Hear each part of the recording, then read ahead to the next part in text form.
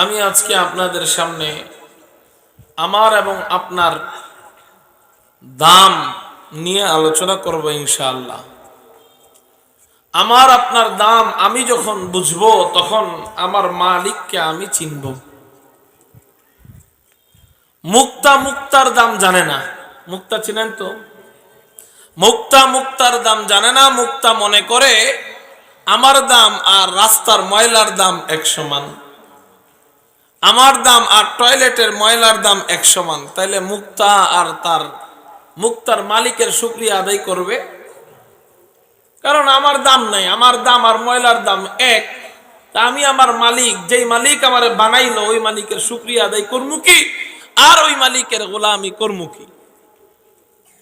আর মুক্তা যদি মুক্তার দাম বুঝতে পারে তাইলেই মুক্তার মালিকের দরবারে শুকরিয়া আদায় শুরু করবে। ঠিক না বেঠিক? এটা একটা উদাহরণ। আমি যদি আমার দাম বুঝতে পারি, আমি কত দামি, তাহলে আমি ওই মালিকের শুকরিয়া আদায় করতে পারবো, মালিকের ইবাদত করতে পারবো যে আমাকে মালিক কত দাম দিয়ে বানিয়েছেন, ইজ্জতের সাথে, আজমতের সাথে, মহাব্বতের সাথে বানিয়েছেন।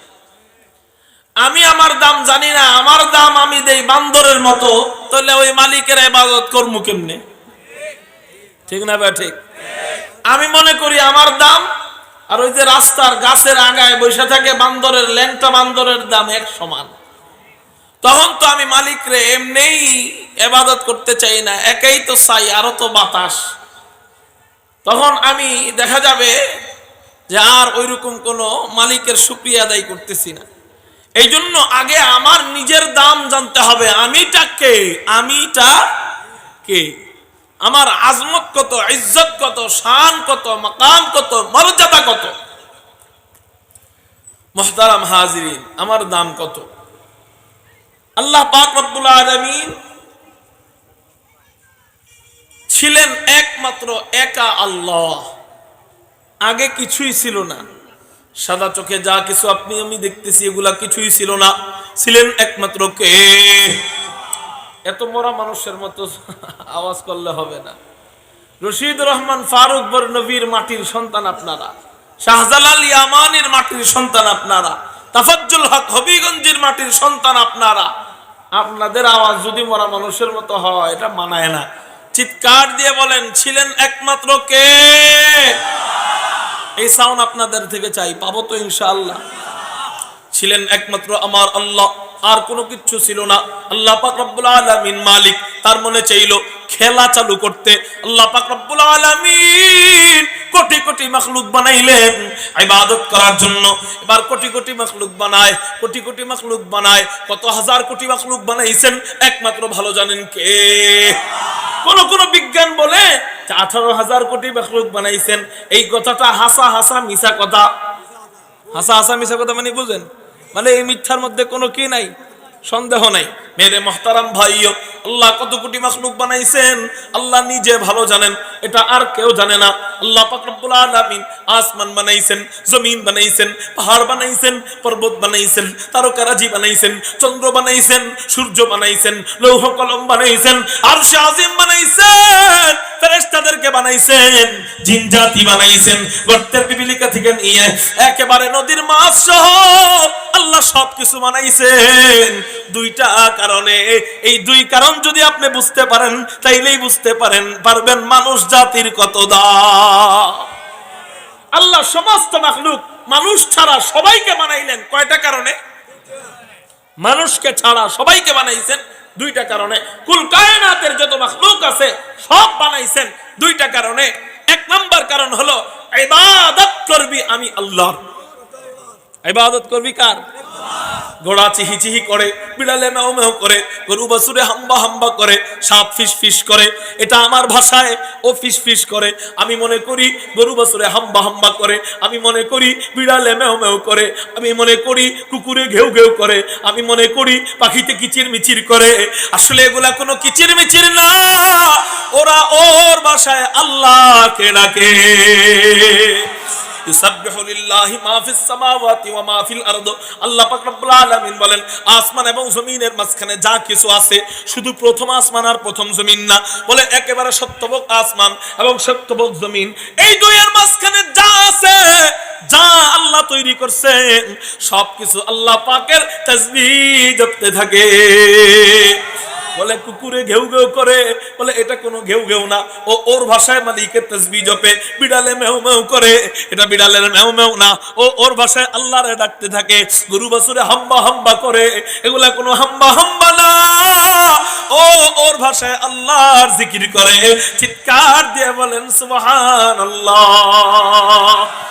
এবার সবকিছু আল্লাহ পাকের ইবাদত করে, আসমানও আল্লাহ পাকের ইবাদত করে, জমিনও আল্লাহ পাকের ইবাদত করে, পাহাড়ও আল্লাহ পাকের ইবাদত করে, চন্দ্র সূর্য আল্লাহ পাকের ইবাদত করে, ফেরেশতারা আল্লাহ পাকের ইবাদত করে। ইবাদত ছাড়া আর কোনো কাম তখন নাই, সব সময় আল্লাহ পাকের ইবাদত করে। এবার বলেন মানুষ ছাড়া যত কুল কায়নাতের মাখলুক আছে, সব মাখলুক আল্লাহ বানাইলেন কয় উদ্দেশ্যে? এক নাম্বার উদ্দেশ্য, ইবাদত করবি কার? আমি আল্লাহ। আর খেদমত করবি কার? বলে খেদমত করবি আমার বান্দা মানুষের। চিৎকার দিয়ে বলেন সুবহানাল্লাহ। হুজুর বুঝলাম না, ইবাদত করবে আল্লাহর, খেদমত করবি মানুষের, কাহিনী তো হুজুর বুঝলাম না, একটু বুঝাই দিই। হুজুর কিছু মনে করেন না, হাতটা একটু দেন। হুজুরের হাত আমি চিপ দিতেছি, কি দিতেছি? এটা কার খেদমত করা হচ্ছে? হুজুরের খেদমত করতেছি না, কিন্তু এই খেদমত করাটা ইকরামুল মুসলিমিন হিসাবে একটা ইবাদত। মুসলমানের ইকরাম করা কি ইবাদত। আমি খেদমত করতেছি হাত চেপে হযরতের, কিন্তু ইকরামুল মুসলিমিন হিসাবে ইবাদত করতেছি কার? তোরা ইবাদত করবি আমি আল্লাহর, কিন্তু খেদমত করবি আমার বান্দা মানুষের। সুবহানাল্লাহ বলেন না। এবার সব আমার খেদমতের জন্য, সব আল্লাহ আমার জন্য বানায়। কবি বলেন ये ज़मी मेरे लिए है, आसमां मेरे लिए, ये ज़मी मेरे लिए है, आसमां मेरे लिए, और है मसरूफ खिदमत कुल जहां मेरे लिए, और है मसरूफ खिदमत कुल जहां मेरे लिए। मेरे लिए অর্থ বুঝেননি? আমাদের জন্য। বলেন কাদের জন্য? ये ज़मी मेरे लिए है, आसमां मेरे लिए, और है मसरूफ खिदमत कुल जहां मेरे लिए, और है मसरूफ खिदमत कुल जहां मेरे लिए, बरगबर मेरे लिए हाय, हर समर मेरे लिए, बरगबर मेरे लिए हाय, हर समर मेरे लिए, हर चमन मेरे लिए, हर गुलसिता मेरे लिए, हर चमन मेरे लिए, हर गुलसिता मेरे लिए, एक मेरे दम से है इस बज़्म आलम का फुरूख। আপনারা ইশারা বুঝেন না নাকি? বলেন না আল্লাহু আকবার। एक मेरे दम से है इस बज़्म आलम का फुरूख्त, वक्त खिदमत है इस सब का नो मका मेरे लिए, वक्त खिदमत है इस सब का नो मका मेरे लिए, मेरी हस्ती में है मुज़मर हस्ती है आलम करा, वक्त खिदमत है इस सब का। वक्त अर्थ की समय, वक्त अर्थ की বলে ও বান্দারা, তোরা আমার সাথে নাফরমানি করতে পারিস, আমার সময় তোর সাথে নাফরমানি করবে না। তোরা আমার সাথে নাফরমানি করতে পারিস, আমার সাথে গাদ্দারি করতে পারিস, আমার রাত তোর সাথে গাদ্দারি করবে না, আমার দিন তোর সাথে গাদ্দারি করবে না, আমার সন্ধ্যা তোর সাথে গাদ্দারি করবে না, আমার সকাল তোর সাথে গাদ্দারি করবে না, আমার দুপুর তোর সাথে গাদ্দারি করবে না। তোরা জনগণের গম চুরি করতে পারিস, জনগণের টিন চুরি করতে পারিস, জনগণের টাকা চুরি করে খাইতে পারিস, উম্মতের আলেমদেরকে টান্ডা বেড়ি পড়াইয়া, গরুর রশি পড়াইয়া জঙ্গি হিসেবে মানুষের সামনে উপস্থাপন করতে পারিস, কিন্তু শুইনা রাখবে বান্দা, আমি আল্লাহ তোরে এত আদরের বানাইছি, এত আদরের বানাইছি, আমি আল্লাহ তোরে তওবার সুযোগ দিব। তুই যত জালেম হস না কেন, আমি আল্লাহ তোরে সাথে সাথে ডাইরেক্ট আযাব গজব দিয়ে ধ্বংস করে দিব না। তুই আমার নাফরমানি করবি, আমার দুপুর তোর সাথে গোলামি করবে, আমার সাথে তুই নাফরমানি করবি, আমার বিকেল তোর গোলাম থাকবে, তুই আমার সাথে নাফরমানি করবি, আমার ভোর তোর গোলাম থাকবে, তুই আমার সাথে নাফরমানি করবি, আমার আসমান তোর গোলামি করবে, তুই আমার সাথে নাফরমানি করবি, আমার জমিন তোর গোলামি করবে, তুই আমার সাথে নাফরমানি করবি, সূর্য কখনো তোর সাথে, সূর্য তোর গোলামি করবে, তুই আমার সাথে নাফরমানি করবি, চন্দ্র তোর সাথে নাফরমানি করবে না, চন্দ্র তোর গোলামি করবে। এবার বল না বান্দা, সব তোর গোলামি করবে, সব তোর গোলামি করবে। वक्त खिदमत है सब का नौमका मेरे लिए, मेरी हस्ती में है मुज़मर हस्ती आलम करास, मेरी हस्ती में है मुज़मर हस्ती आलम करास, है सब इजाद शूरे कुन फका मेरे लिए, है सब इजाद शूरे कुन फका मेरे लिए। क्यों न हो रोज़े अदल से हो चुकी तक़सीम का, আমি প্রতিদিন কি খাবো, কি দাবো, আমার রিজিক কি, কেমনে কি, কোনটা আসবে, আমার গায়ে কতটুক রোদ লাগবে, কতটুক তাপমাত্রায় আমার গায়ে রোদ লাগবে, কতটুক শীত লাগবে, শীত তাপ নিয়ন্ত্রণটা আমার এলাকায় কেমন হবে, সব আগেই বন্টন করে দিবেন কে? তাকসিম করে দিবেন কে? এইজন্য কবি বলেন, কেউ না হো রোজে আজল সে হো চুকি তাকসিম কা, কেউ না হো রোজে আজল সে হো চুকি তাকসিম কা, मैं हूं मालिक के लिए और मैं हूं मालिक के लिए और कुल जहां मेरे लिए, मैं हूं मालिक के लिए और कुल जहां मेरे लिए। কারো জবান যেন বন্ধ থাকে না, চিৎকার দিয়ে আকাশ পাতাল প্রকম্পিত করে বলি আল্লাহু আকবার।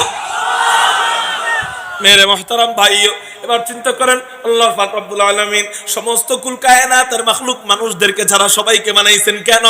এক নম্বর উদ্দেশ্য তোরা আমার ইবাদত করবি, দুই নম্বর উদ্দেশ্য আমার বান্দার খেদমত করবি। দেখবেন মায়ের গর্ভ থেকে সন্তান এখনো ভূমিষ্ঠ হয় নাই, এখনো পেটের মধ্যে আছে, কিছুদিন আগে থেকে মা কি করে জানেননি? ছোট ছোট কাঁথা বানানো আরম্ভ করে, ছোট ছোট কাপড়গুলা জমানো আরম্ভ করে। ওই পুরাতন 10 বছর আগে পড়ছিল, এখন আর পড়ে না। ওই কাপড়গুলা, ওই শাড়িগুলা, ওই কাপড়গুলা জমাইয়া জমাইয়া বাবার, ওনার স্বামী যে ওনার লুঙ্গি, সিরা লুঙ্গি যেগুলা পড়তে কেউ পারে না, ওই লুঙ্গিগুলা জমানো শুরু করে। জমাইয়া জমাইয়া এতটুকু পিস পিস পিস পিস করে কাটে, কাইটা ওটা দিয়ে ছোট ছোট কাঁথা সেলাই করে, ছোট্ট একটা বালিশ বানায়, ছোট্ট একটা মশারি বানায়, ছোট্ট একটা অলকেলাত বানায়। জিজ্ঞাসা করা হয়, কিরে কার জন্য বানাও? উনি তো এখনো দুনিয়াতে আসে নাই, এগুলা বানাও কার জন্য? মা বসকি হাসে আর বলে, আমার কুটুম দুনিয়াতে আসে নাই তো কি হয়েছে, আমার কুটুম যে কোনো মুহূর্তেই দুনিয়াতে আসতে পারে, আসার পরে যেন সেকেন্ডের জন্য আমার কুটুমের কোনো কষ্ট যেন না হয়, আমার কুটুমের যেন ঘুমাইতে কষ্ট না হয়। বড় বালিশে ওর ঘাড় ব্যথা করবে, এই জন্য আমি মা ছোট্ট একটা বালিশ বানাইছি। বড় কাঁথায় ওর দম বন্ধ হয়ে যাবে, এই জন্য আমি মা ছোট্ট একটা কাঁথা বানাইছি। বড় কোল বালিশে ও হাত রাখতে পারবে না, ওর সাইজে আমি একটা ছোট্ট কোল বালিশ বানাইছি। বড় মশারিতে ঘুমাইলে মশার কামড় পড়তে পারে, এই জন্য ওর জন্য ছোট্ট একটা মশারির ব্যবস্থা করছি। বলে মা যদি এগুলা করে, মালিক তোমার জন্য করবে না কেন?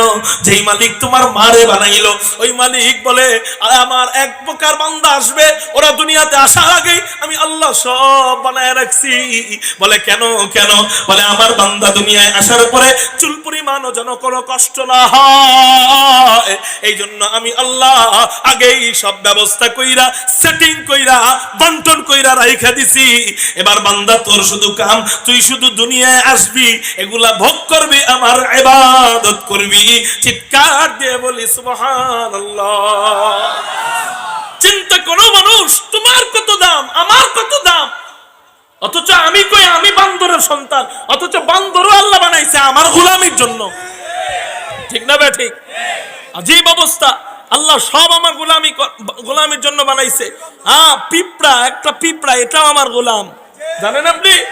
একটা পিঁপড়া এটাও আমার গোলাম, একটা মশা এটাও আমার গোলাম। পৃথিবীতে সাপ, হাদিসে আসছে সাপ দেখলে মাইরা ফেলাও, কিন্তু বাস্তব কথা কি জানেন? সাপ দেখলে ক্ষতি করে, এই জন্য মারতে বলছে, কথা ঠিক, কিন্তু সাপও আল্লাহ আমার গোলামির জন্যই বানাইছে। কেমনে? প্রশ্ন জাগে না? এক নাম্বার গোলামি হইল, সাপ না থাকলে জাহান্নামে যে আমরা আগুন আর সাপের কারণে ভয় পাই, সাপ না থাকলে এই মানে 100%-এর 50% ভয় কমে যেত। এখন আমরা ভয় পাই কেন? 50% সাপের জন্য আর 50% আগুনের জন্য। ঠিক না? ঠিক। মেরে মুহতারাম ভাইও, এক দুই নাম্বার কথা, আমরা যে ব্যথার ওষুধ খাই, ব্যথার ওষুধ, প্রত্যেকটা ব্যথার ওষুধে কিছু না কিছু অংশ পরিমাণ মতো, বেশি দিলে তো আপনি মরে যাবেন, পরিমাণ মতো সাপের বিষ দেওয়া আছে আপনার ব্যথা কমার জন্য। কাটা দিয়া কাটা তুলে, ব্যথা দিয়া ব্যথা তুলে, বিষ দিয়া বিষ তুলে। বলে এই সাপও আমার আপনার খেদমত করে। সুবহানাল্লাহ।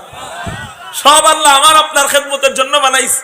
বিজ্ঞান বলে এ মিয়া, পেটের ভিতরের যে কৃমি থাকে, চিনেননি কৃমি কারে কয়? এই কৃমি এক বিজ্ঞান গবেষণা করতে যায় কইছে আল্লাহ নাকি সবকিছু বান্দার ভালোর জন্য বানাইছে, বান্দার ভালোর জন্য মঙ্গলের জন্য বানাইছে। আচ্ছা, পায়খানার ভিতরের পোকা এই কৃমি কেন বানাইলো? গবেষণা করতে যায় ওনার মাথা ঘুরে যায় যে এমন একটা রোগ আছে যেই রোগের কারণে চোখের জ্যোতি কমে যায় এবং অন্ধ হয়ে যায় মানুষ। ওই জ্যোতি বাড়ায় পেটের ভিতরের পায়খানার কৃমি। সুবহানাল্লাহ বলেন না? এবং আশ্চর্য ব্যাপার হইবেন, কৃমি ছাড়া আরেকটা পোকা আছে পেটের পায়খানার থলির ভিতরে, ময়লার থলির ভিতরে। আমরা যখন গরু অথবা ছাগল কুরবানির সময় কাটতে যাই, দেখবেন ভিতরের নাড়ি ভুঁড়ি, ওই ভুঁড়িটা কাটার সময় দেখবেন ভিতর থেকে ময়লার সাথে কিছু কি বের হয়? পোকা বের হয়। কি বের হয়? আরে পোকা তো পেটের ভিতরে গেলে অসুস্থ হয়ে যাওয়ার কথা। কান দিয়ে পোকা গেলে মারা যায়, মুখ দিয়ে পোকা গেলে মারা যায়, নাক দিয়ে পোকা গেলে মারা যায়, কিন্তু ময়লার থলির ভিতরে পোকা কিলকিল করে, মানুষ মরে না কেন? বিজ্ঞান গবেষণা করতে যায় বিজ্ঞানের মাথা ঘুরে গেছে, হায় হায় এই পোকা থাকলে মানুষ মরবে কি, বরং যার ভিতরে এই পোকা নাই সে অসুস্থ হয়ে যাবে। কেমনে? আমরা যে কোনো জিনিস যখন ব্যবহার করি, ব্যবহার করার পরে আমরা ধৌত করি, ঠিক না ঠিক? কিছু জিনিস আছে শুধু পানি দিয়ে ধৌত করলে হয় না, টিস্যু লাগে, ঠিক না ঠিক? আপনি শৌচকার্যের সময় শুধু পানি দিয়ে ধৌত করলে কি হবে না? হবে না, হয়তো সাবান নাইলে টিস্যু, দুইটার একটা লাগবেই। আবার আপনি যখন ভাত খাবেন, খাওয়ার পরে শুধু পানি দিয়ে কুলি করলে আপনার দাঁত পরিষ্কার থাকবে? থাকবে? ওই দাঁতের উপরে আবরণ 3 দিন যদি আপনি ব্রাশ না করেন, দাঁতের উপরের আবরণ আর ওই ল্যাংটা বাবার দাঁতের আবরণ এক সমান। আপনার দাঁত আর ল্যাংটা বাবার দাঁত একরকম হয়ে যাবে, ঠিক না ঠিক? ওর দাঁতও যেমন হয়ে যাব, 3 দিন যদি 4 দিন ব্রাশ না করেন আপনার দাঁতও একই হয়ে যাব। তো এবার দাঁত আমি পরিষ্কার করি ব্রাশ দিয়ে, অন্য কিছু পরিষ্কার করি সাবান দিয়ে, কিন্তু কখনো আপনি প্রশ্ন করেছেন আমার পেটের ভিতরে ময়লার একটা থলি আছে, বলেন তো দেখি এই যে বোতল, এই বোতল থেকে আমি যদি এই মোটকা খুলে উপর করি, পানি কি পড়ে যাবে? সব পড়ে যাবে না কিছু লেগে থাকবে? কিনারে কিছু কি হয়ে থাকবে? লেগে থাকবে। এবার এই লেগে থাকার জন্য ভালো করে ঝাঁকতে হবে, ভিতরে কাপড় দিয়ে মুড়াইয়া মুড়াইয়া মুড়াইয়া মুড়াইয়া ভালো করে শুকনা করতে হবে, এরপর এটার থেকে সম্পূর্ণ পানি দূর হবে। কিন্তু কখনো প্রশ্ন করছেন যে আমি যখন মলত্যাগ করি, মলত্যাগ বুঝেন তো, টয়লেট করি, আমি যখন টয়লেট করি তখন আমার পেটের ভিতরের ময়লার থলির কিনারেও তো কিছু ময়লা লেগে থাকে, লেগে থাকে না? এই লেগে থাকা ময়লাটা একটা আবরণ হয়ে থাকে। আপনি যখন রাতে ঘুমান, পরের দিন এই আবরণটা একটু শক্ত হয়ে যায়। একটু কি হয়ে যায় বলেন? শক্ত হয়ে যায়। এবার 1 দিন যায়, 2 দিন যায়, 3 দিন যায়, 4 দিন যায়, এই আবরণটা আস্তে আস্তে বাড়বে না কমতে থাকবে না বাড়তে থাকবে? বলেন, বাড়তে বাড়তে এই আবরণ দিয়ে এই তো ময়লার থলি ভুলে যাওয়ার কথা ছিল, অন্য খাওয়ান প্যাডের ওই জায়গায় ঢুকাইবেন কি? আবরণ দিয়েই তো ময়লার থলিটা ভরে যাওয়ার কথা ছিল, ওই জায়গায় তো আর জায়গা থাকার কথা ছিল না। 3-4 মাস পরেই তো ওই জায়গা ভইরা, আপনার ওই ময়লার থলিটা কিনারের লেগে থাকা আবরণ দিয়া ভইরা, আপনি দাঁত না মাজলে হাত দিয়ে আপনি টান দিবেন, দেখবেন আবরণ বের হয়। এখানে যদি আবরণ হইতে পারে, পেটের ভিতরে আবরণ কেন হবে না? ওখানেও আবরণ হয়। কিন্তু ওই কিনারের লেগে থাকা আবরণগুলা যদি থাকতো, আমরা ভাইরাস জনিত আক্রান্ত রোগ হয়ে আমরা মারা যাইতাম এবং পেটের দুর্গন্ধ নাক দিয়ে আসতো। কিন্তু ওই কিনারের লেগে থাকা বাসি ময়লাগুলা কে পরিষ্কার করে? কখনো নিজেকে প্রশ্ন করেছেন? বলে বান্দারে, বান্দারে তোরা আমার সাথে নাফরমানি করতে পারিস, আমি আল্লাহ রহমান, আমি আল্লাহ রহিম, এই নামের উসিলায় তোর সাথে আমার ওই যে পেটের ভিতরের গোলাম ফিট করে দিছি, ওই পেটের ভিতরে নাড়িপুড়ির ভিতরে যে পোকা, ওই পোকাগুলা তুই যখন রাত্রেবেলা ঘুমাইতে যাস, তোর বিগত যে দিনটা গেছে ওই সারা দিনের কিনারের লেগে থাকা ময়লাগুলা, ওই পোকাগুলা রাত্রেবেলা খেয়ে খেয়ে একেবারে পরিষ্কার করে দেয়। গত দিনের ময়লা আগামী দিনের জন্য রেখে দেয় না, রেখে দিলে ভাইরাস হয়ে যাবে। ওইটা গত দিনেরটা রাত্রেই শেষ করে ফেলে, আবার আগামী দিনেরটা পরের দিন রাত্রে শেষ করে, পরের দিনেরটা তারপরের দিন রাত্রে শেষ করে, এই করে করে কিনারের লেগে থাকা ময়লাগুলা খেয়ে খেয়ে একেবারে পেটটারে পরিষ্কার করে দেয়। বান্দারে, সব তোর গোলামের জন্য। আর তুই দাবি করস আমি বান্দরের সন্তান, আমি আল্লাহ বানাইলাম সব তোর জন্য। তুই দাবি করস এবার তুই নিজেই গোলাম। আরে বেটা, তুই গোলাম না, তুই ওগো মালিক, তুই ওগো নেতা। তোর গোলামি করবে ওরা, তোর খেদমত করবে ওরা। তুই কি করবে? ওরা তোর খেদমত করবে। বিশাল ঝড় হয়, বিশাল বড় বিল্ডিং কাইপে পড়ে যায়, কিন্তু মানুষদেরকে কখনো দেখি নাই উড়ায় নিয়ে যেতে পারছে।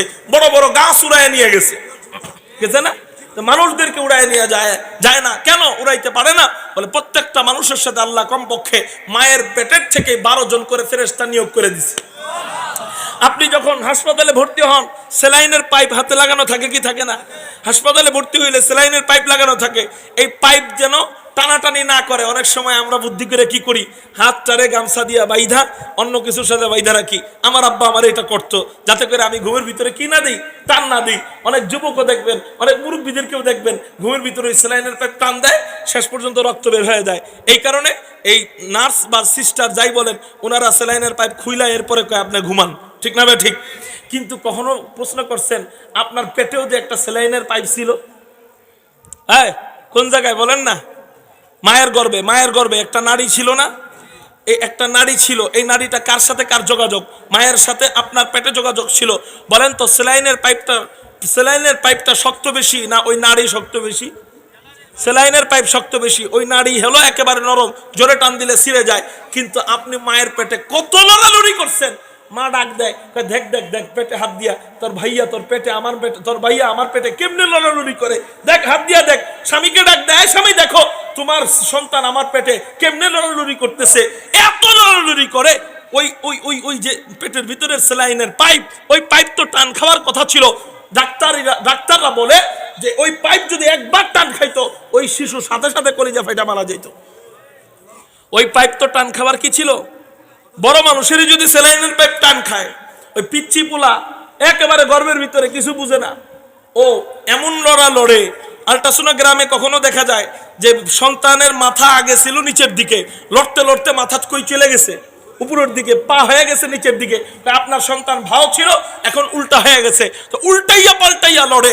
তারপরেও তো কখনো পাটা বেমস্কায় ওই আপনার নাড়ির ভিতর দিয়া, ওই পাইপের ভিতর দিয়া চলে যায় না, হাতটা পাইপের ভিতরে টান খায় না। কেন বান্দা কেন? বলে আমি আল্লাহ 12 জন ফেরেশতা ওখানেই নিয়োগ করে দিছি। তাহলে মালিক আমারে কত দামি বানাইছে, তাই না? এবার আল্লাহ পাক রব্বুল আলামিন সব মাখলুক বানায়, এবার সবাই আল্লাহ পাকের ইবাদত করে। ফেরেশতারা আল্লাহ পাকের ইবাদত করে, জিনেরা আল্লাহ পাকের ইবাদত করে, সমস্ত কুল কায়নাতের সমস্ত মাখলুক আল্লাহ পাকের ইবাদত করে। এখন আল্লাহ পাক রব্বুল আলামিন ফেরেশতাদেরকে হঠাৎ করে ডাক দিলেন। পরামর্শ সবার মধ্যে, কোন সবার মধ্যে বলেন না? পরামর্শ সবার মধ্যে আল্লাহ ডাক দিলেন, পরামর্শ সবার মধ্যে আল্লাহ প্রস্তাব দিলেন। ইয ক্বালা রাব্বুকা লিল মালাইকাতি ইন্নী জাইলুন ফিল আরদি খলিফা। আল্লাহ পাক রব্বুল আলামিন ফেরেশতাদেরকে বললেন, এই ফেরেশতারা, আমি জমিনে খলিফা বানাতে যাচ্ছি। চিল্লায় বলেন সুবহানাল্লাহ। দেখেন মানুষ জাতির কত দাম। এই আপনারা বলেন, আল্লাহর কি কোনো পরামর্শের দরকার আছে নাকি? বলেন, আল্লাহ কি পরামর্শের মুখাপেক্ষী নাকি? পরামর্শ কার দরকার হয়? যিনি সিদ্ধান্তহীনতায় ভুগেন, তার জন্য পরামর্শের দরকার। কিন্তু আল্লাহর তো কোনো পরামর্শের প্রয়োজন ছিল না।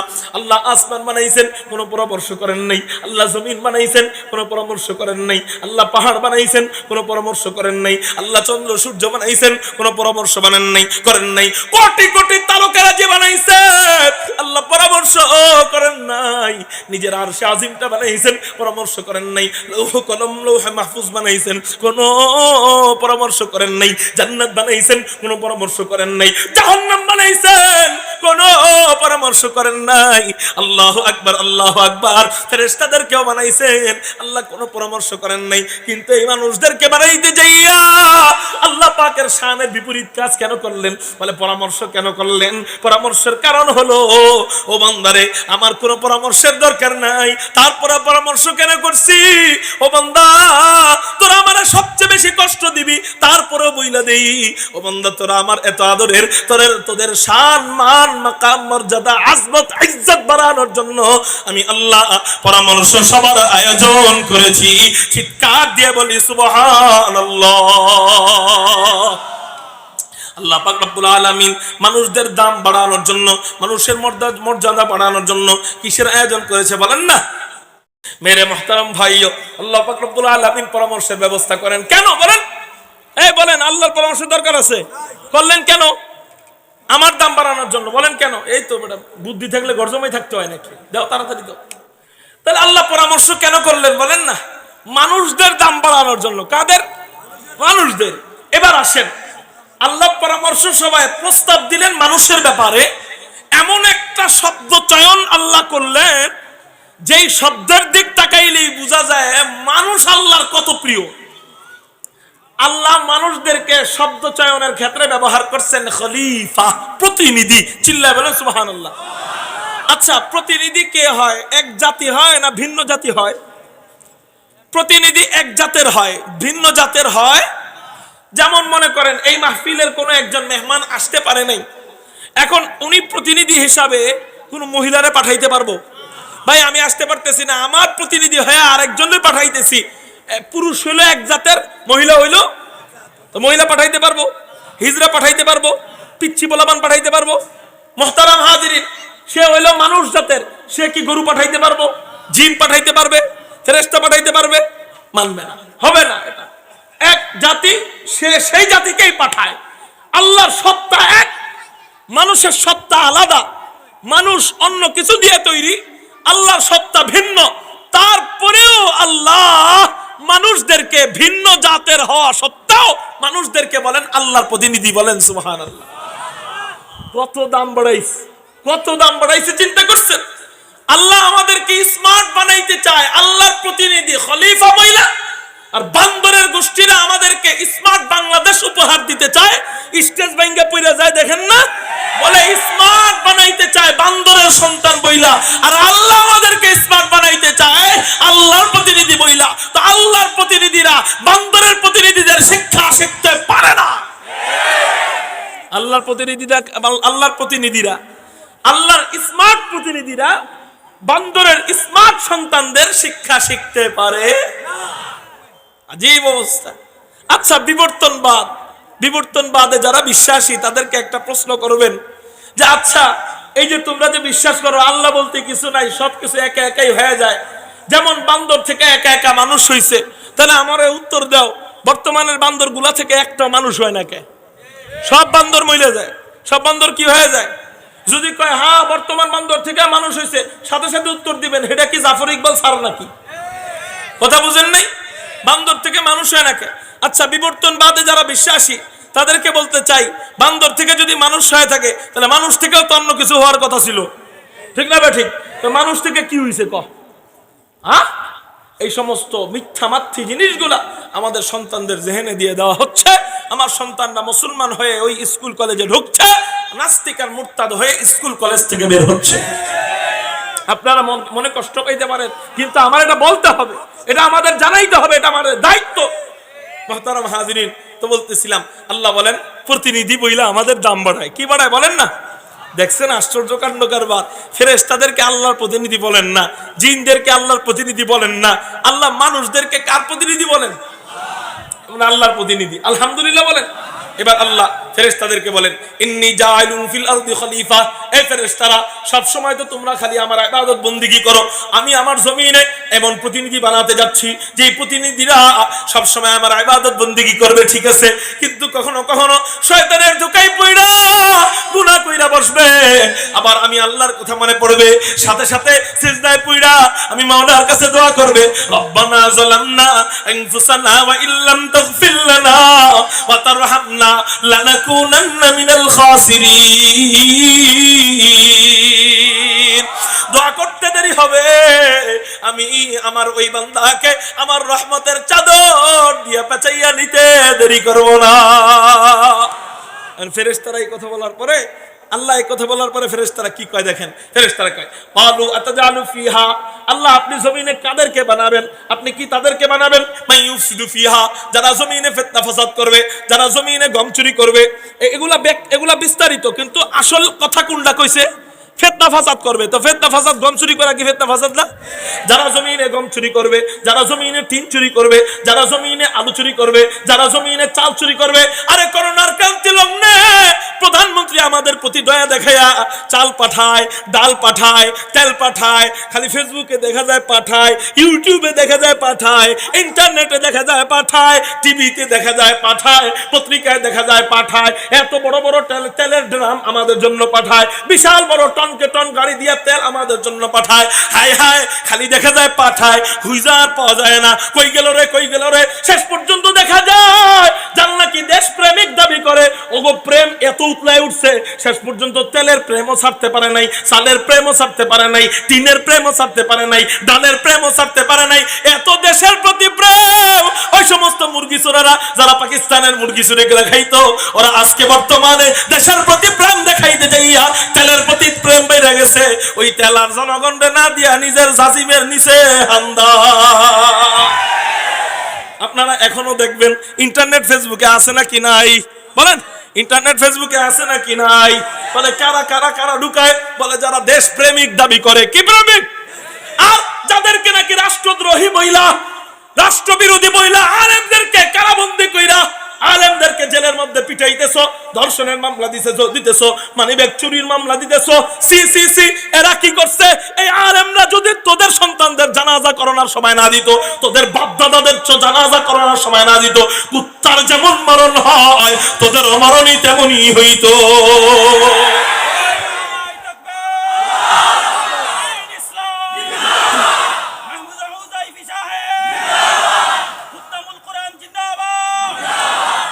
মেরে মোহতারাম ভাইও, আজকে যারা নাকি যাদেরকে নাকি প্রহার করা হচ্ছে, যাদেরকে নাকি বলা হচ্ছে রাষ্ট্রদ্রোহী, বলে হুজুররা খালি নিতে জানে। বলে না না না, এখনো ভিডিওতে আছে, এখনো ফেসবুকে আছে। বড় বড় দেশপ্রেমিকরা তখন চুরির ধান্দায় ছিল, যখন বড় বড় দেশপ্রেমিকরা নিজের জাজিমের নিচে চাল আর তেল ঢুকানোর ধান্দায় ছিল, তখন উলামায়ে কেরামরা নিজের মাদ্রাসার বোর্ডিং এর থেকে চালগুলা গাঁঠি কইরা কইরা জনগণের বাড়ির সামনে দেওয়ার তালে ছিল।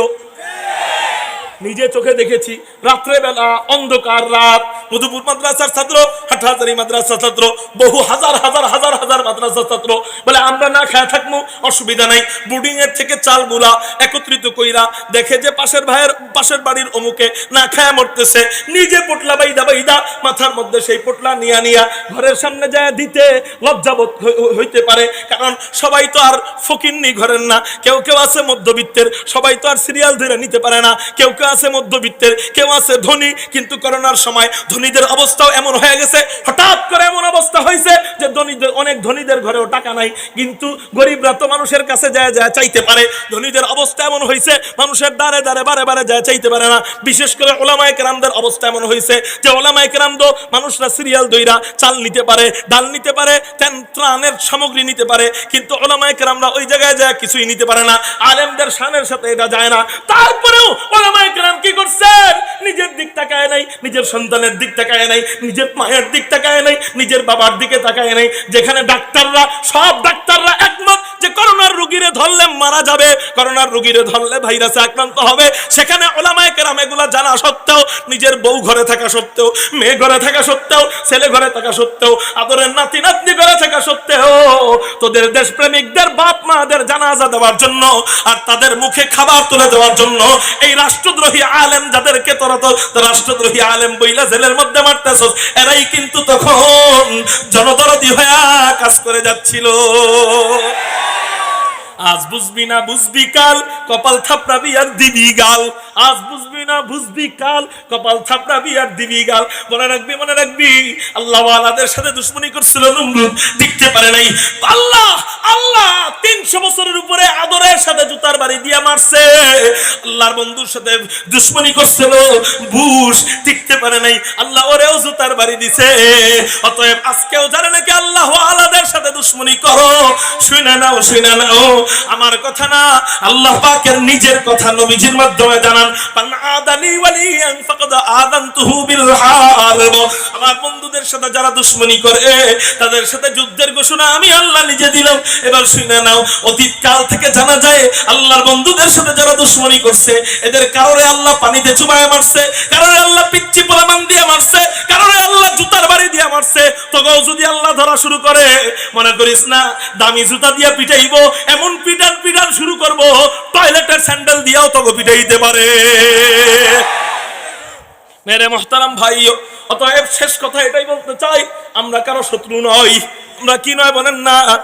আলহামদুলিল্লাহ, বিএনপি, আওয়ামী লীগ, জামাত, হেফাজত, খেলাফত, চরমনাই, ওয়াহাবি, সুন্নি, এদের মধ্যে সবাই ইসলামের জন্য একতালে কাজ করে যাচ্ছে, এই জন্য ধন্যবাদ জানাই। কিন্তু মনে রাখবেন, এই ব্যক্তি বিশেষ যখন ইসলামের বিরুদ্ধে আঘাত আনবে তখন আমরা দেখব না আমি আওয়ামী লীগ না চরমনাই না হেফাজত না খেলাফত না বিএনপি। আল্লাহ পাকের ইজ্জত এবং রাসূলের ইজ্জতকে হেফাজত করার জন্য, নিজের ঈমানকে হেফাজত করার জন্য যদি ময়দানে ঝাঁপায় পড়তে আবার দরকার হয়, আবারও রক্ত দিতে, তাজা কলিজা দিতে প্রস্তুত আছি কারা কারা? আল্লাহু আকবার বলে দুইটা হাত আল্লাহকে দেখাই।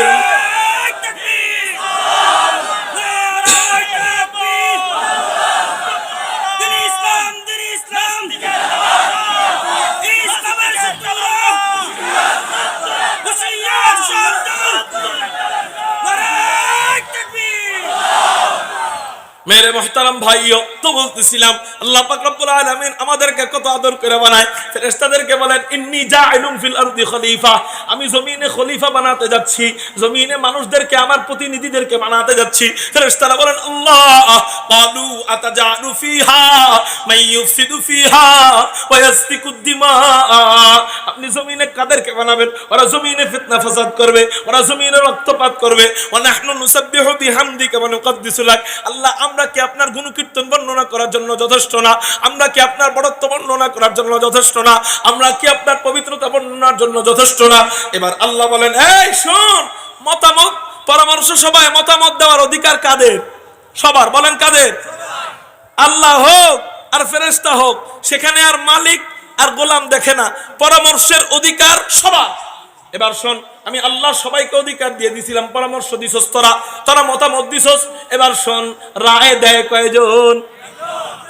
আল্লাহ আলহামদুলিল্লাহ আমাদের পক্ষে রায় দেয়। বলেন সুবহানাল্লাহ। কাদের পক্ষে রায় দেয়? বলেন না, আমাদের পক্ষে রায় দেয়। কত দামি বান্দা তুমি, কত দামি বান্দা তুমি। তুমি নিজেকে নিজে চিনলা না, তুমি আল্লাহরে কি চিনবা? নিজেকে নিজে যদি চিনতা তাইলেই তো নিজের দেহটাকে জাহান্নামের আগুন থেকে বাঁচাইতে চাইতা। নিজেকে তুমি বান্দর মনে করো, এই জন্যই তো জাহান্নামের আগুন থেকে বাঁচাইতে চাও না। নিজেকে আগে নিজের চিনতে হবে। মেরে মুহতারাম ভাইও, আল্লাহ এবার আমাদের পক্ষে রায় দেয়, ক্বালা ইন্নী আ'লামু মা লা তা'লামুন। আল্লাহ বলেন, আমি মানুষদেরকে বানাবোই বানাবো, আমি আল্লাহ যেটা জানি এটা তোরা জানোস না। ইন্নী আ'লামু, নিশ্চয় আমি জানি, ইন্নী আ'লামু মা লা তা'লামুন, যে জিনিসটা তোরা জানোস না এটা আমি আল্লাহ ভালো করে জানি। এবার ফেরেশতারা কয়, আল্লাহ আপনি বানাইবেন, আপনার ব্যাপার, আপনার মাখলুক আপনি বানাইবেন। আপনি আমাকে জিগাইছেন, আমাকে মাথায় যেটা আইছে ওইটাই কইছি। এখন আল্লাহ বানাইবেন, আর তো কিছু করার নাই, ঠিক আছে বানান। কিন্তু আল্লাহ আমাকে প্রশ্ন, ওই মানুষ আপনি বানাইবেন কি দিয়া?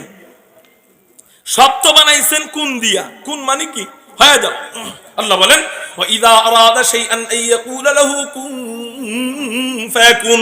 আল্লাহ পাকের যখন মনে চায় কোনো কিছু বানাইতে, সাথে সাথে বলেন কুন, আর সাথে সাথে কি হয়ে যায়? বলেন না, ফায়াকুন হয়ে যায়। ও মেরে মুহতারাম ভাইও, তো আল্লাহ পাক রব্বুল আলামিনকে ফেরেশতারা যেন জিজ্ঞাসা করে, আল্লাহ আপনি আসমান বানাইছেন, এগুলাও বানাইছেন কোন দিয়া? জমিন বানাইছেন, জমিনও বানাইছেন কোন দিয়া? জান্নাত বানাইছেন, জান্নাতও বানাইছেন কোন দিয়া? আরশে আজিমটা বানাইছেন নিজের কুদরতি হাত দিয়া বানান নাই, নিজের কুদরতি হাত লাগান নাই। ওই আরশে আজিমটাকে আপনি কোন দিয়া বানাইছেন? চন্দ্র সূর্য সব বানাইছেন কোন দিয়া? এবার বলেন না রে বালি, আপনি আপনার ওই আদরের মাখলুকদেরকে কি দিয়া বানাবেন? আল্লাহ বলেন, শোন শোন শোন, আমার ওই আদরের মাখলুকদেরকে আমি আল্লাহ কোন দিয়া বানাবো না? আমার আদরের মাখলুকদেরকে আমি আল্লাহ আমার পরিপূর্ণ প্রেম দিয়া, পরিপূর্ণ ভালোবাসা দিয়া, সর্বোচ্চ পর্যায়ের ভালোবাসা দিয়া, আমার কুদরতি হাত দিয়া আদর কইরা কইরা আমার ওই আদরের মাখলুক মানুষদেরকে আমি বানাবো। চিৎকার দিয়ে বলেন সুবহানাল্লাহ। আলহামদুলিল্লাহ কদ্দারা খাইরাও ওয়া খাবালা, আলহামদুলিল্লাহ কদ্দারা খাইরাও ওয়া খাবালা, والشكر لمن صور حسنا وجمالا، والشكر لمن صور حسنا وجمالا، فرد صمد عن صفة الخلق بريء، فرد صمد عن صفة الخلق بريء، رب أزلي خلق الخلق كمالا، رب أزلي خلق الخلق كمالا، الآن كما كان ولم يلق زوالا الآن كما كان ولم يلق زوالا لا شبه ولا مثل ولا عم وقالا لا شبه ولا مثل ولا عم وقالا لا ضد ولا ند ولا حد لمولا لا ضد ولا ند ولا حد لمولا لا كفو ولا بلد ولا عم وقالا لا كفو ولا بلد ولا عم وقالا কারো সমান যেন বন্ধ থাকে না চিৎকার দিয়ে বলি আল্লাহু আকবার এবং বলি আলহামদুলিল্লাহ। এবার আল্লাহ পাক রব্বুল আলামিন আমাদেরকে সিদ্ধান্ত নিয়েছেন কি দিয়ে বানাবেন, নিজের কুদরতি হাত দিয়ে বানাবেন। এবার ফেরেশতারা যেন আল্লাহরে জিজ্ঞাসা করে, আল্লাহ আপনি বানাইবেন ঠিক আছে, তো কোন ধাতু দিয়ে বানাইবেন? আপনি আসমান বানাইছেন, প্রথম আসমান তাফসীরের কিতাবের মধ্যে পাওয়া যায় আল্লাহ প্রথম আসমান বানাইছে হলুদ জমরুদের পাথর দিয়া, দ্বিতীয় আসমান আল্লাহ বানাইছেন সাদা রূপা দিয়া, তৃতীয় আসমান আল্লাহ বানান লাল স্বর্ণ দিয়া, চতুর্থ আসমান আবারও সাদা রূপা দিয়া, পঞ্চম আসমান আল্লাহ বানান লাল ইয়াকুতের পাথর দিয়া, ষষ্ঠম আসমান আল্লাহ সবুজ জমরুদের পাথর দিয়া বানান, সপ্তম আসমান আল্লাহ পাক রব্বুল আলামিন নূর দিয়া বানান। আল্লাহ বলে আপনি এই আসমানগুলারে এত দামি দামি ধাতু দিয়ে বানাইছেন, কিন্তু আপনি মানুষদেরকে বানাবেন কি দিয়া? আপনি মানুষদেরকে কি দিয়ে বানাবেন? আল্লাহ পাক রব্বুল আলামিন বলেন, ও আমার ফেরেশতারা, আমি আমার মানুষদেরকে কি দিয়ে বানাবো জানোসনি? ওয়ালাকাদ খালাকনাল ইনসানা মিন সুলালাতিন মিন তিন। আমি মানুষদেরকে স্বর্ণ দিয়ে বানাবো না, আমি মানুষদেরকে রূপা দিয়ে বানাবো না, আমি মানুষদেরকে নূর দিয়ে বানাবো না, আমি মানুষদেরকে হীরা জওহরাত দিয়ে বানাবো না, আমি মানুষদেরকে ইয়াকুতের পাথর দিয়ে বানাবো না, আমি মানুষদেরকে জমরুদের পাথর দিয়ে বানাবো না। তাই কি দিয়ে বানাইবেন? ওয়ালাকাদ খালাকনাল ইনসানা মিন সুলালাতিন মিন তিন। আমার সবচেয়ে দামি একটা ধাতু আছে, আমার কাছে সবচেয়ে প্রিয় একটা ধাতু, এটা হলো মাটি। ওই মাটির সারাংশ দিয়া আমি মানুষদেরকে বানাবো। চিৎকার দিয়ে বলেন সুবহানাল্লাহ। কিসের সারাংশ দিয়া? মাটির সারাংশ। এখানে মাজির সিগা যদিও আমি বুঝানোর জন্য মাফহুম তরজমা করছি। আমি আল্লাহ বলেন আমি মানুষদেরকে মাটির সারাংশ দিয়া বানাইছি। মুহতারাম হাজিরিন, আল্লাহর কাছে আরে বাবা রে বাবা, বাহ্যিক দৃষ্টিতে দাম বেশি কোনটার, মাটির না স্বর্ণের? বাহ্যিক দৃষ্টিতে স্বর্ণের দাম বেশি, রূপার দাম বেশি, লোহার দাম বেশি না মাটির দাম বেশি? লোহার দাম বেশি। কিন্তু আল্লাহ এগুলা দিয়া না বানায়া মাটিটাকে বাছাই কেন করলেন এবং মাটি আল্লাহর কাছে প্রিয় কেন? এটার একটা কারণ তো অবশ্যই আছে। মাটি আল্লাহর কাছে প্রিয় কেন, এটার কারণ অবশ্যই আছে। এটার কারণটা সংক্ষেপে বইলা দিই, আমার 10 মিনিটের মতো সময় আছে, যদি সম্ভব হয় শেষ করবো, না সম্ভব হলে আর করবো না। কিন্তু এখান থেকে বোঝার চেষ্টা করবে যে আল্লাহ আমাদেরকে কত দামি বানাইছে। আমি কিন্তু পয়েন্টে পয়েন্টে বলতেছি, অতএব যে কোনো জায়গায় যদি থাইমা যাই পিছনের সব আলোচনা বুঝতে পারবেন, অসুবিধা নেই। এখনো যদি আমি থাইমা যাই আপনি বুঝতে পারবেন আমি কত দামি, ঠিক না ভাই? ঠিক। মুহতারাম হাজিরিন, এখন এখান থেকে আমি বলতে চাই আল্লাহ মাটিকে বাছাই করলেন।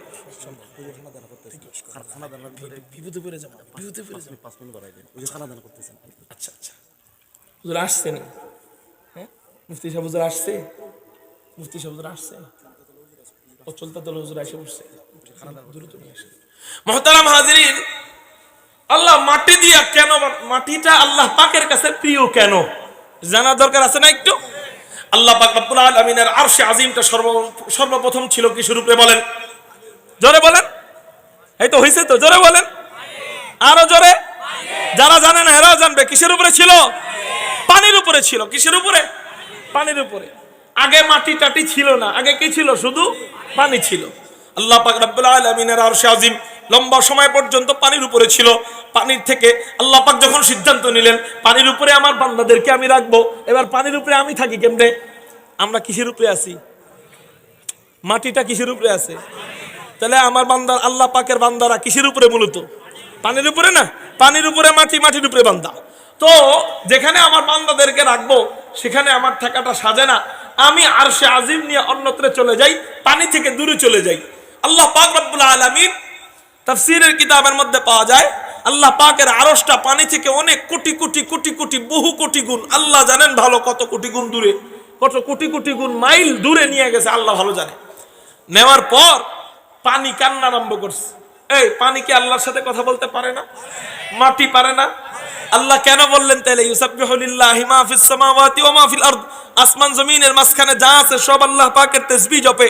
এটা আল্লাহ কেন বললেন? বলে সবগুলো আল্লাহর তাসবিহ জপতে পারে বইলেই জপে, মাটিও তাসবিহ জপে, পানিও তাসবিহ জপে। এটা আমরা বুঝি না।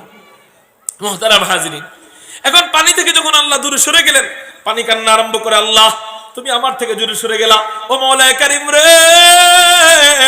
আগে তোমার কাছাকাছি থাকতে পারতাম, এখন আর তুমি কাছাকাছি নাই। ও মাওলা রে,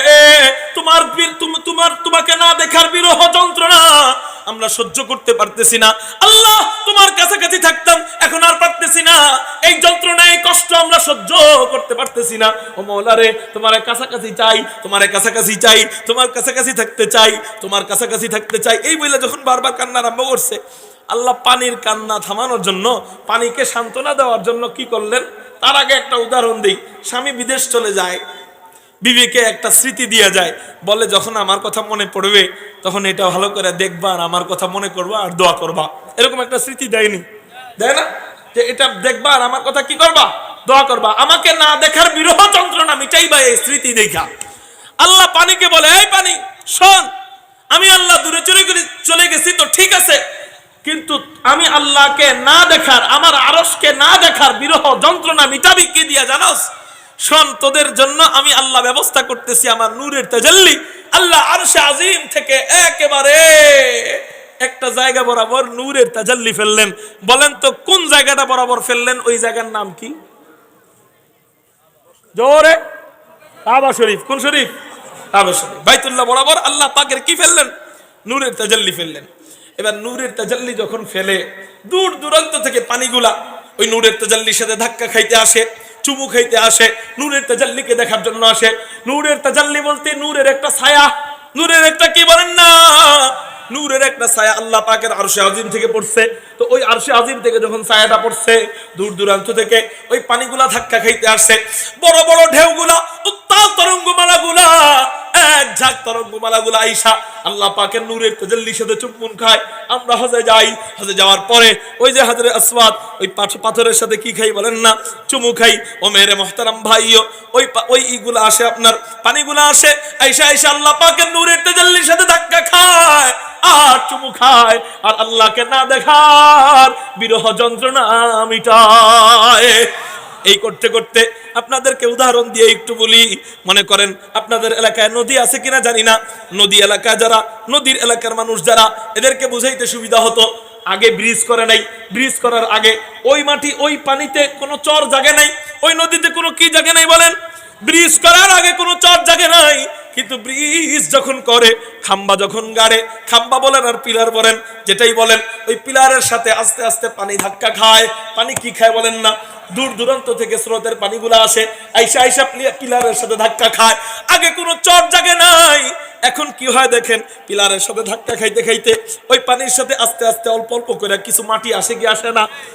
একেবারে গুড়ি গুড়ি গুড়ি গুড়ি বালু আসে, বালু কণাগুলো আইসা ওই পিলারের সাথে ধাক্কা খায়, পানি তো চলে যায়, আস্তে আস্তে বালুগুলা জমতে আরম্ভ করে, জমতে জমতে জমতে জমতে এমন অবস্থা হয় আগে কোনো চর জাগে নাই, পিলার করার কয়েক বছর পরেই দেখা যায় ওই জায়গায় চর জায়গা আরম্ভ হয়। ঠিক না ঠিক? এরে মুহতারাম ভাইও, অনেকটা এমনই আল্লাহ পাকের নূরের তাজাল্লির সাথে দূর দূরান্ত থেকে পানিগুলো আইসা যখন ধাক্কা খায়, ধাক্কা খাইতে খাইতে একটা জিনিস জমে। আরে এখন না বালু আছে, আগে তো বালু ছিল না, আগে জমতে হইলো কি আপনার পানির উপরের বুদবুদি ফেনা। এই ফেনাগুলা জমতে আরম্ভ করতো, পানি আইসা ধাক্কা খায়, ফেনাও জমতে আরম্ভ করে, জমতে জমতে ফেনার আবরণগুলা আস্তে আস্তে কি হয়? মোটা হইতে থাকে, মোটা হইতে হইতে হইতে হইতে বিশাল আবরণ যখন হয়, এবার পানির এমন জোরে এক আল্লাহর হুকুমে ধাক্কা খায়। পানি ধাক্কা খাওয়ার পরে ওই আবরণের অবস্থা কি হয় বলে, ওই পানির উপরের ফেনার আবরণটা জমাট বস্তুতে পরিণত হয়ে যায়। এটা আপনাদেরকে বোঝানোর জন্য আর একটু উদাহরণ দিই। আপনাদের বাড়িতে ডিপ ফ্রিজ আছে নাকি? এই ডিপ ফ্রিজের ভিতরের কিনারে লেগে থাকা কিছু বরফ দেখবেন, লবণের মতো বরফ। কিসের মতো?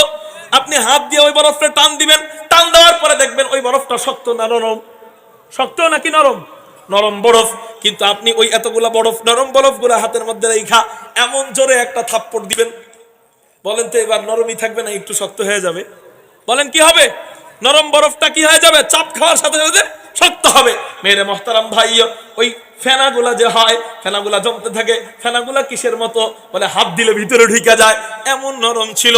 দূর থেকে যখন চতুর্দিক থেকে এক তালে আল্লাহ পাকের হুকুমে বিশাল বড় ঢেউগুলা আইসা ওই ফেনাগুলার উপর চাপ দিল, এমন এক চাপ লাগছে, চাপ লাগার সাথে সাথে ওগুলা জমাট বস্তুতে পরিণত হইয়া 20 কোটি বর্গ মাইলের জমিন তৈরি হয়ে যায়। এখন আসেন, পৃথিবী গোলাকার কেন? বলে চাপটা এক দিক দিয়ে যদি ধাক্কা লাগতো তাহলে পৃথিবী গোলাকার থাকতো না, পৃথিবীর চ্যাপ্টা থাকতো। ধাক্কা লাগে কয় দিক দিয়া?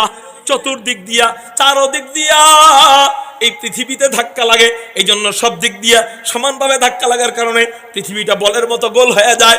ও মেরে মুহতারাম ভাইও, এবার ওই জমিন আল্লাহ পাক রব্বুল আলামিন তৈরি করেন। এখন আপনারা আমাদেরকে বলেন, আপনারা আমাকে বলেন, এই জমিনটা, এই মাটিটা তৈরি হয়েছে কোন জায়গার থেকে? আল্লাহ পাকের নূরের তাজাল্লির সাথে ধাক্কা খাওয়ার পর। এবার বলেন, আল্লাহর কাছে মাটি প্রিয় হবে না তো কি প্রিয় হবে? হ্যাঁ, আল্লাহ পাকের কাছে মাটি কেন প্রিয় বুঝলেন তো? আল্লাহ পাকের নূরের তাজাল্লির সাথে স্বর্ণ ধাক্কা খায় না, রূপা ধাক্কা খায় না। আল্লাহ পাকের নূরের তাজাল্লির সাথে হীরা জওহরাত মণি মুক্তা ধাক্কা খায় না। আল্লাহ পাকের নূরের তাজাল্লির সাথে ওই মাটি আগে ফেনা ছিল, ফেনা আগে পানি ছিল, ওই পানি থেকে মাটি, পানি থেকে ফেনা হয়, ফেনা থেকে মাটি। ওই মাটি আসে কেমনে? বলে আল্লাহ পাকের নূরের তাজাল্লির সাথে ঘষা খাওয়ার পর, নূরের তাজাল্লি চুম্বন করার পরে ওই জমিনের তৈরি হয়। এবার এই জমিন যখন আল্লাহ বানায়, জমিন এবার নড়া আরম্ভ করে। কি আরম্ভ করে বলেন না? কারণ জমিনের কামই তো নাচানাচি করা। কারণ জমিন আগে আসিল কি? পানি। পানির কাম কি করা? একটু সুযোগ পাইলে খালি নাচানাচি করা। একে তো চাই আর হইলো বাতাস। এখন আগে ছিল পানি, নাচানাচি করতো, এখন তো গোল। গোল জিনিস তো আরো নাচে, ঠিক না ভাই? ঠিক। বল ছাইড়া দিবেন, দেখবেন খালি লড়ে। এই জিনিসটা ছাইড়া দিবেন, অত লড়বে না, কিন্তু বল ছেড়ে দিবেন, খালি কি নড়ে। এখন জমিনটা নড়া আরম্ভ করে। আল্লাহ কয়, এই জমিনে আমার বান্দারা বসবাস করবে, এই জমিনটা জমিনের নড়া বন্ধ করতে হবে। আল্লাহ কি করেন? পেড়াক গাইরা দেন। পেড়াক কি? ওয়াল জিবালা আওতাদা। আল্লাহ ওই জমিনে পাহাড় গাইরা দেয়। এখন পাহাড়টা পেড়াক কেন বললেন? শোনেন, একটা পেড়াক যখন আমরা কোনো কাঠের মধ্যে গাড়ি, প্রাক 100%-এর 99.5%, মানে 99%, আরো 1%-এর অর্ধেক সব ঢুকে যায় ভিতরে, আর বাকি 0.5% থাকে কোন দিকে? বাহির দিকে একটু দেখা যায়, ওটা 0.5%-এরও কম। বিজ্ঞান বলে আল্লাহ যে পাহাড় গাড়ছেন, পাহাড়ের উপরের যেটা আমরা দেখি ওইটা হলো 0.5%, বাকি আরো 99.5% জমিনের ভিতরে আছে। এবার জমিনটা তো গোল, উপরে যেই জিনিস রাখে ওই জিনিস ঠিকই থাকে, কিন্তু নিচে যেটা রাখে টুপস করে পড়ে যায়। কি হয় কন্যা? পড়ে যায়। উপরে যেটা থাকে ওইটা ঠিকই থাকে, কিন্তু নিচে যেই জিনিস রাখে ওইটা পড়ে যায়। এটা কি করা যায়? আল্লাহ ওই জমিনের পৃথিবীর মাঝখানে চম্বুক আকর্ষণের মতো একটা শক্তি তৈরি করে দিলেন। চম্বুক আকর্ষণের ওই শক্তিটা যখন ভিতরে ঢুকে গেল, ওইটাকে বলা হয় তাহতাস সারা। এটাই হলো কাবা শরীফের ফাউন্ডেশন। সুবহানাল্লাহ বলেন। বিজ্ঞান এই জমিন গাড়া আরম্ভ করে, বাংলাদেশ বরাবর নাকি আমেরিকা, দেখি তো খুঁজা। জমিন গাড়া আরম্ভ করে, গাড়তে গাড়তে ওই তাহতাস সারা পর্যন্ত যখন যায়, তখন স্বর্ণও গইলা যায়, আপনার লোহাও গইলা যায়, রূপাও গইলা যায়। কি মেশিন দিয়ে গাড়বে? সব মেশিন ওই তাহতাস সারার সাথে লাগার সাথে সাথে কি হয়ে যায়? আর নিচে গত করতে পারে না। মুহতারাম হাজিরিন, এবার ওই শক্তিটা যে আল্লাহ দিলেন, ভিতরের শক্তিটা, আপনারা আমার দিক না তাকাইলে আমি বুঝাইতে পারবো না, আমার দিক তাকান। এবার এই পৃথিবীর গোলাকার পৃথিবীর ভিতরে যে চম্বুক আকর্ষণের শক্তিটা রব্বে কায়নাত রব্বে কারীম দিলেন, এই শক্তিটার এরিয়া কতটুক? বলে মধ্য আকর্ষণ পর্যন্ত। কোন পর্যন্ত? এর মানে বোঝা গেল মধ্য আকর্ষণ পর্যন্ত যাই থাকবে সবগুলা ওই চম্বুক আকর্ষণের মাধ্যমে সমস্ত মাখলুক যা মধ্য আকর্ষণের ভিতরে থাকবে এগুলাকে টান দিয়ে ধরে রাখবে। সুবহানাল্লাহ বলেন না? এই আমার এই কথাটার ফিনিশিং দিয়ে শেষ করে দিই, বলেন আলহামদুলিল্লাহ। এবার আমার দিক তাকান। ভূমিকম্প হইলে অন্য দিক তাকানো যাবে না। এখন না বুঝলে, এটা না শুনলে মনে করবেন ডাইল খিচুড়ি ওয়াজ করছি, আর শুনলে বুঝবেন যে বিরিয়ানি ওয়াজ করছি, বুঝছেন নি? এই জন্য খুব মনোযোগ। হযরত চলে আসছে, আলহামদুলিল্লাহ। আপনাদের মাটির গর্ব, আপনাদের এলাকার গর্ব, আপনাদের জাতির গর্ব, আলহামদুলিল্লাহ। হযরতুল আল্লাম হযরত মাওলানা আব্দুল খালেক চলিতাতলি হযরত দামাত বরকাতুল আলী হুজুর কেমন আছেন? মুহতারাম হাজিরিন, তো এবার আপনাদেরকে বোঝানোর জন্য বলি, আপনার মনোযোগ না থাকলে কিন্তু বুঝাইতে পারবো না। ভিতরের চম্বুক আকর্ষণ যেটা, এমনি তো সাধারণ চম্বুক লোহার সাথে লাগে, কিন্তু সেই চম্বুকটা কিন্তু শুধু লোহা না, বলে মধ্য আকর্ষণের নিচে যা থাকে সবগুলাকে টাইনা ধরে কে? ওই চম্বুক। কে ধরে বলেন? আল্লাহ ওই চম্বুকের উসিলা টাইনা ধরায়। এখন আমরা মানুষরা যখন কোনো কিছু ছেড়ে দিই, যায় কোন দিকে? এবার ওই শক্তিটা, ওই চম্বুক আকর্ষণের শক্তিটা শেষ হয়ে যায় এক পর্যায়ে যায় কোন জায়গায়? জোরে বলেন। চম্বুক আকর্ষণের শক্তিটা শেষ হয়ে যায় কোন জায়গায় যায়? একটু আগে বলছি, খেয়াল করেন নাই? মধ্য আকর্ষণে যায় শেষ হয় কোন জায়গায়? এবার মধ্য আকর্ষণের নিচে যা রাখা হবে সব নামবে কোন দিকে? জমিনের দিকে। কোন দিকে? এবার বলেন তো দেখি, যারা বিজ্ঞান পড়ছেন অথবা পড়তেছেন অথবা ইউটিউবে ফেসবুকে দেখছেন ভিডিওতে, মধ্য আকর্ষণের উপরে যা রাখা হয় সব কোন দিকে যায়? জোরে বলেন, কোন দিকে যায়? আপনি এখন প্রশ্ন করতে পারেন, হুজুর ওই ভিতরের চম্বুক আকর্ষণ মধ্য আকর্ষণের নিচের জায়গাটা খালি টাইনা ধরে কেন? উপরের জিনিসগুলাও তো টাইনা ধরলে ভালো হইতো। আরে মিয়া শোনেন, উপরের জিনিস মধ্য আকর্ষণের উপরে যা আছে ওগুলো যদি টাইনা ধরতো তাহলে চাঁদ রে টাইনা ধরে আপনার মাথায় ফেলাইতো, সূর্যের টাইনা ধরে আপনার মাথায় ফেলাইতো, তারকারাজি টাইনা ধরে ঠাস ঠাস করে আপনার মাথায় পড়তো, আপনি তো মরে যেতেন গা। দেখেন মালিক কেমন মালিক না? আমাদের জন্য আল্লাহ বাসস্থানটা ব্যবস্থা করছে কেমন দেখেন, জমিনটা বানাইছে কেমন দেখেন। বলে মধ্য আকর্ষণ টাইনা টাইনা তার দিকে রাখবে। এবার জমিন যদি এমন থাকে তাহলে উপরে যারা থাকবে উপরেও সুন্দরভাবে থাকতে পারবে, আবার যদি উল্টায়ও যায় নিচে যারা থাকবে এরাও পড়ে যাবে না। কিসের আকর্ষণের কারণে?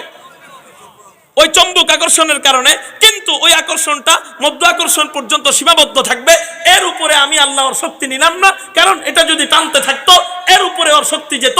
মধ্য আকর্ষণের উপরে ওই চম্বুকের শক্তি যদি যাইতো, চাঁদকে টাইনা নিচে নামাইতো, যেমনই ভাবে মানুষকে টাইনা নিচের দিক নামায় রাখে, চাঁদকে নিচের দিকে নামায় রাখতো, চন্দ্রকে নিচের দিক নামায় রাখতো, তারকারাজি নিচের দিক নামায় রাখতো, আমার বান্দার সমস্যা হইতো। সুবহানাল্লাহ বলেন না? এই হলো তৈরি হইল পৃথিবী। কি বলেন? পৃথিবী। এই পৃথিবীর উপরের চামড়াকে বলা হয় আদিম। কি বলা হয়? ওই আদিম। আল্লাহ হযরত জিবরাইলকে প্রথমে পাঠাইছেন, জিবরাইল জমিন কান্না আরম্ভ করে দিছে, কারণ জমিনের মন শক্ত আর পানির মন পানির মতো নরম। পানি কইছে আল্লাহ আমারে দিয়া বানাও, জমিন কয় আল্লাহ আমারে দিয়া বানায়ও না। পানির দোয়া আল্লাহ কবুল করছেন একভাবে। কেমনে? আল্লাহ মানুষদেরকে 4টা ধাতু দিয়ে বানাইছেন। 1 নাম্বার আগুন, পানি, মাটি, বাতাস। এখন বলেন এর মধ্যে পানিও আছে নাকি? আচ্ছা হুজুর আরেকটা প্রশ্ন, পানির সন্তান কেন বলি না মাটির সন্তান কেন বলি? আগুনের সন্তান কেন বলি না মাটির সন্তান কেন বলি? বাতাসের সন্তান কেন বলি না মাটির সন্তান কেন বলি? বলেন তো এই প্যান্ডেলটা টানানো হয়েছে কি দিয়া? জোরে কাপড় তো কইলেন না। আচ্ছা বাস কাপড় কইলেন, রশি তো কইলেন না। হ্যাঁ, তার মানে বোঝা গেল যে এই জিনিসটা যেটা দিয়ে বানানো হয় ওই ধাতুটা যদি কম হয় ওটা মানুষ সহজে কয় না। আমাদেরকে যেই 4টা জিনিস দিয়ে বানানো হয়েছে, মাটিটা বেশি, এই জন্য খালি মাটির সন্তান কয়। আগুন, পানি, বাতাস এটা কম, এই জন্য বলা হয় না। বুঝতে পারছেন? এবার আল্লাহ আমাদেরকে ওই জিবরাইলের মাধ্যমে আল্লাহ মাটি নিতে পাঠাইলেন। জিবরাইলের কাছে জমিন কান্না আরম্ভ করছে। জিবরাইলের মন মেজাজ হইল আমাকে আব্দুল খালেক চলিত তলি হজরতের মনের মতো, এই আপনার আবু বকর মার্কা মনের মতো যায়। আল্লাহ রেখে আল্লাহ আমার মায়া লেগে গেছে, জমিন কান্না আরম্ভ করে দিছে। ওর থেকে মাটি দিতে নারাজ, কারণ যেই জমিন দিয়ে আপনি যেই মাটি দিয়ে মানুষদেরকে বানাইবেন ওরা আবার মাটির উপরে দাঁড়ায় দাঁড়ায় আল্লাহ আপনার নাফরমানি করবে, এটা জমিন সহ্য করতে পারবে না। আল্লাহ কয় তোমার দিয়ে কাম হইব না, এই আজরাইল যাও। আজরাইলে পাঠাইছে, এক থাবা দিয়া নিয়ে গেছে। আল্লাহ কয় কি কান্নাকাটি করছিল নি? কয় এডি দেহার টাইম আছে নি? বুঝেন নাই? এরপর আল্লাহ ওই মাটি দিয়া বড় আদর কইরা বড় যত্নের সাথে আপনাকে আমাকে বানাইয়া নিজের কুদরতি হাত দিয়া বানাইয়া আল্লাহ ঘোষণা দিলেন লাকাদ খালাকনাল ইনসানা ফি আহসানি তাকওয়িম। 4টা জিনিসের কসম খান, 2টা বিষয়ে তাকিদ করেন, মোট 6 তাকিদ, কসমও তাকিদ, মোট 6টা তাকিদ দিয়ে আল্লাহ বলেন আমি মানুষদেরকে সবচেয়ে সুন্দর অবকাঠামো দিয়া বানাইছি। চিৎকার দিয়ে বলেন সুবহানাল্লাহ। এখন মানুষ কিসের চেয়ে সুন্দর? কয় তুমি কেমন সুন্দর জানো? কয় চাঁদের চেয়েও তুমি, কয় তোমার চেহারা চাঁদের মতো লাগে। আমি বলি চাঁদ কাইটটা চেহারা লাগায় দাও, মনে মনে দেখো কেমন লাগে। কয় প্রিয়তম বলো তো তোমার নাকটা কেমন লাগে জানো নি? কয় কেমন লাগে? কয় তোমার নাকটা বাঁশির মতো লম্বা। আমি বলি এক কাজ করো, নাক কাইটা বাঁশি লাগায় দাও, দেখো কেমন লাগে। ঠিক না ভাই? ঠিক। তাহলে বোঝা গেল মানুষের চেহারার কোনো তুলনা হয়? বা তোমার চোখটা হরিণীর মতো ডাগর ডাগর, আমি বলি চোখ কাইটটা হরিণের চোখ লাগাও, দেখো কেমন লাগে। এবার আল্লাহ মানুষদেরকে সবচেয়ে সুন্দর বললেন। একটা প্রশ্নের উত্তর দিয়ে আমার বয়ান শেষ করে ফেলবো। প্রশ্নটা কি? যে হুজুর, মানুষ সবচেয়ে সুন্দর, জান্নাতের চেয়েও কি বেশি সুন্দর নি? প্রশ্ন করে, কে কইছে? জান্নাতের চেয়েও বেশি সুন্দর মানুষ। আল্লাহ আমাকে আসল সৌন্দর্য এখনো দেখান নাই, এখনো দেখান নাই। তাতেই যেভাবে নারী দর্শন হয়, যদি আসল সৌন্দর্য আল্লাহ আমাকে দিতেন তাহলে পুরুষ দর্শন শুরু হয়ে যেত। কথা বুঝেন নাই? আল্লাহ আমাদেরকে আসল সৌন্দর্য দেখাবেন কোন জায়গায়? জান্নাতে। জান্নাতে যাওয়ার পর আল্লাহ যখন আমাদের আসল সৌন্দর্য দেখাবেন, তখন জান্নাতের সব নাজ নেয়ামতের চেয়ে মানুষের সৌন্দর্য বেশি মনে হবে। এত দামি মানুষ আল্লাহ আমাকে বানাইলেন। এবার আমার কাম কি? আল্লাহ বলেন, আমার কাম হলো কি? শুধু আল্লাহ পাকের ইবাদত করা। আল্লাহ পাকের ইবাদতের জন্য যে শিক্ষায় শিক্ষিত হওয়া দরকার, সেগুলো অর্জন করা, কোরআন হাদিসকে আঁকড়ে ধরা। তাহলে তোরা কখনো গুমরা হবি না। কিন্তু আমি আঁকড়ায় ধরছি ডারউইনের মতবাদ, বান্দরের মতবাদ, বান্দরের প্রতিনিধি দাবি করি। মুহতারাম হাজিরিন, আল্লাহ আমাদেরকে আমার নিজেকে চিনে আল্লাহকে চিনবার তৌফিক দান করুক, নিজেকে চিনে জাহান্নামের আগুন থেকে বাঁচাবার তৌফিক দান করুক। আমিন। ওয়া আখির দাওয়ানা আনিল হামদুলিল্লাহ। আসসালামু